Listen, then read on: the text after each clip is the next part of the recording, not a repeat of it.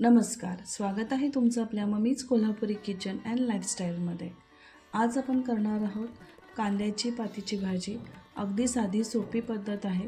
ही सुकी भाजी आहे, त्यामुळे ही टिफिनसाठी, डब्यासाठी, मुलांच्या आणि ऑफिससाठी ही अगदी बेस्ट भाजी आहे। करायला एकदम सोपी आहे। चपातीबरोबर किंवा भाकरीबरोबर एकदम छान लागते आणि ही पटकन होणारी भाजी आहे। फार वेळ लागत नाही। चला तर आपण सुरू करूया। एक जुडी कांद्याची पात, फक्त पानं बारीक चिरून घ्यायची आहेत व त्याचे जे कांदे आहेत ते बारीक चिरून घ्यायचे आहेत। इकडे हरभऱ्याची डाळ अर्धी वाटी भिजत घालायची। तासभर हरभऱ्याची डाळ किंवा आदल्या रात्री तुम्ही जरी भिजत घातली तरी चालेल। तेल 3 टेबलस्पून घ्या। ह्यात भरपूर लसूण असेल तर ती भाजी छान लागते।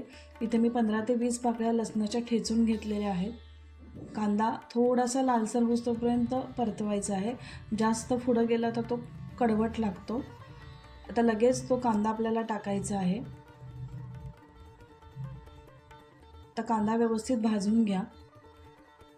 कांद्याची पात आधी धुवायची आहे आणि मग बारीक कट करून घ्यायची आहे। कट केल्यानंतर धुवायची नाही आहे। आता व्यवस्थित हा कांदा थोडासा परतून घ्या।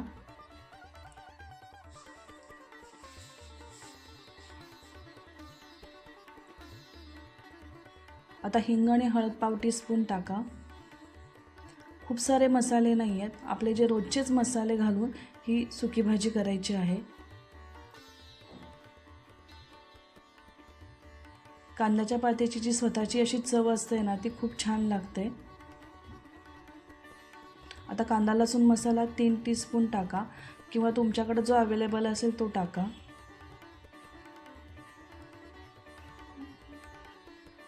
तर मसाला थोडासा परतून घ्या।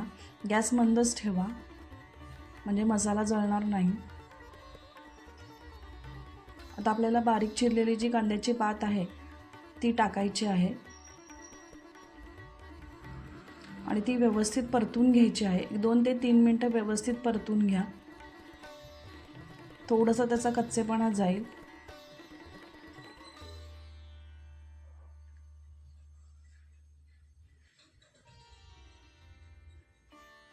आता आपल्याला भिजवलेली हरभऱ्याची डाळ टाकायची आहे।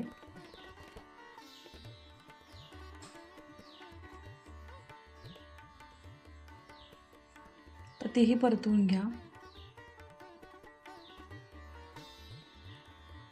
नेहमीच आपण मुगाची किंवा तुरीची डाळ टाकतो, पण हरभऱ्याची डाळ पण छान लागते।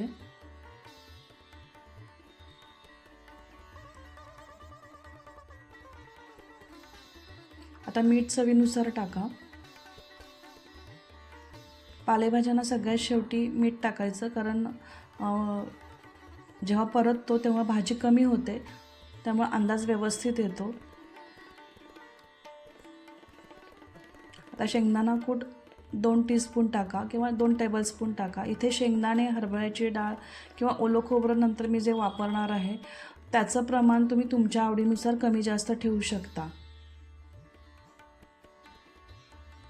ओलं खोबऱ्यामुळे पालेभाजीला चव खूप छान येते। तुम्ही सगळ्याच पालेभाजीमध्ये ओल्या खोबऱ्याचा वापर करत जा। आता व्यवस्थित परतून घ्या आणि त्याला एक 3 ते 4 मिनिटं वाफ द्यायची आहे। एक 5 मिनिटानंतर बघूया। भाजीतलं पाणी आटलेलं आहे, डाळ पण व्यवस्थित शिजलेली आहे। आपली ही तयार झाली आहे कांदापातीची सुकी भाजी। तर गरम गरम भाकरी चपातीबरोबर सर्व करूया। जर तुम्हाला ही रेसिपी आवडली असेल तर लाईक करा, शेअर करा, कमेंट करा। चॅनलवर जर नवीन असाल तर सबस्क्राईब करायला विसरू नका। परत भेटूया अशाच नवीन आणि सोप्या रेसिपींसाठी। तोपर्यंत मस्त खा आणि मस्त राहा।